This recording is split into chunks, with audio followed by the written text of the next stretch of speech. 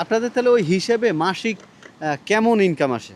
মানে কত এরকম টাকা? না, নিজে কোনোরকম চলতে পারি। এতগুলা মাছগুলা যে নিজে দরিয়া খাই, আর ওগুলা নিজে কোনো আচ্ছা, এইটা ছাড়া কি অন্য কোনো কাজ করেন, যেহেতু সেন্ট মার্টিনে থাকেন? না, কোনো পর্যটন এরিয়া। কোনো কাজ পাইনি আমাদের কাছে, যে কোনো কাজ পাই আমরা করি। আর এইখানে যে ট্রলারের তেল খরচ আছে, তারপরে জাল আছে, অনেক জিনিসপত্র আছে, এগুলো কি সব মালিক বহন করে? হ্যাঁ, মালিক বহন করে। আচ্ছা আচ্ছা, যাই হোক, আপনাদের কাছ থেকে নতুন একটা কিছু জানলাম। কখনো কোনো অভিজ্ঞতা হয়েছে ট্রলার ডুবে গেছে বা নষ্ট হয়ে গেছে, এরকম কোনো অভিজ্ঞতা আছে আপনার জীবনে?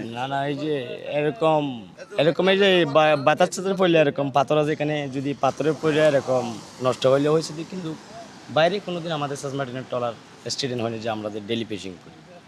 মানে আপনার সাথে এরকম কোনো ঘটনা ঘটে? হ্যাঁ, ঘটনা। সর্বোচ্চ কত বড় সাইজের মাছ ধরছেন? ধরছি যে 2 মণ 2.5 মণ। কি মাছ এটা? এটা বুল, বড় বুল, এগুলো বাইরের পাথরে থাকে বুল মাছ। আচ্ছা, ওইগুলো তো অনেক দামি মাছ। দামি মাছ বুলগুলো, যেটা এইটাই। আমরা তো বড় বড় যেগুলো।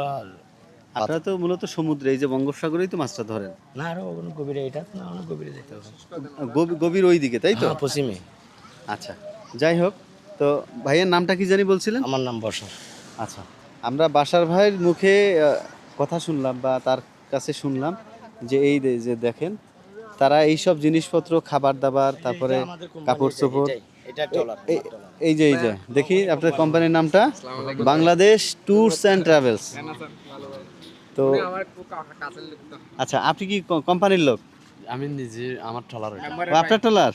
মাশাআল্লাহ। তো এই ট্রলারটা কিভাবে পরিচালনা করেন একটু বলবেন কি? একটা ট্রলার বানাইতে কত টাকা খরচ হয়?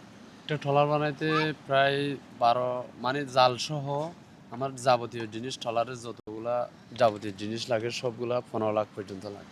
15 লাখ পর্যন্ত লাগে? 15 লাখ টাকা আপনি ইনভেস্ট করা আছে? ইনভেস্ট করা আছে। তো এই ওনাদের সাথে কি আপনিও মাছ ধরতে যান? হ্যাঁ, আমিও মাঝে মধ্যে যাই আর কি। আমি শখ করে যাই, আমি কোনো আচ্ছা। এমনি যাই মালিক হিসাবে, আমি মাঝে মধ্যে শখ করে যাই। ওরাই 5 জন আছে, আমি এমনি, আমি যে কোনো কাজ আপনি করি না। যান, জাস্ট একটু দেখেন এগুলা দেখাশোনা, মানুষের একটা শখ থাকে না? আপনারও একটা Right. শখ আছে। হ্যাঁ, হ্যাঁ, হ্যাঁ। এখানে মানুষ আছে, আসে যে একটা শখ করে।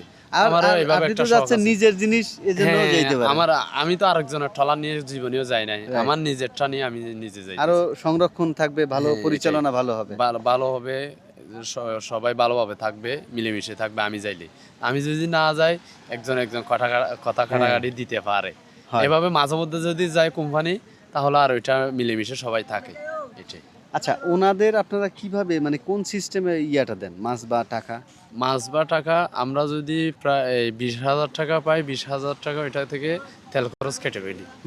তেল খরচ যদি 3,000 হয়, 4,000 হয়, কেটে আবার ওই জালের একটা, ওই জাল টুনা বলে, জাল ফেটে ছিঁড়ে গেলে যেটা টুনে জাল কাজ করার, ওইটা 1,200 টাকা করে কেটে ফেলি। আচ্ছা, 200 টাকা করে কাটার পরে মানে 20,000 টাকা থেকে 4,000 টাকা তেল বাদ খরচ গেল। বাদ যাইলে 16,000 টাকা থেকে 1,200 টাকা করে এই জালের কাটার টাকা কেটে, আর বাকি টাকা ওই টাকা আড়াই ভাগ করে, এই 1 ভাগ ওদেরকে দিয়ে দিই।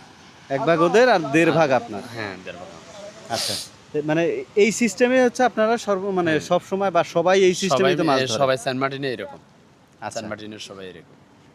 এমনিতে তো মানে কখনো কোনো লস বা কোনো বাধাগ্রস্ত বা বিপদের সম্মুখীন হন? আচ্ছা, যেহেতু ভাইয়ের ট্রলার আসছে, আপনি চলে যান। ঠিক আছে তো ভাই। হ্যাঁ, ধন্যবাদ। তো এই ট্রলারগুলো নিয়ে হচ্ছে ওনারা চলে যাবে গভীর সমুদ্রে।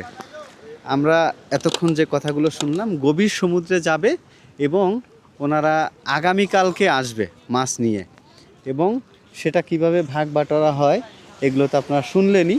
তো আসলে সাগর বলতে রহস্য, এখানে অনেক জিনিস লুকিয়ে আছে, অনেক না জানা জিনিস আমরা জানি না।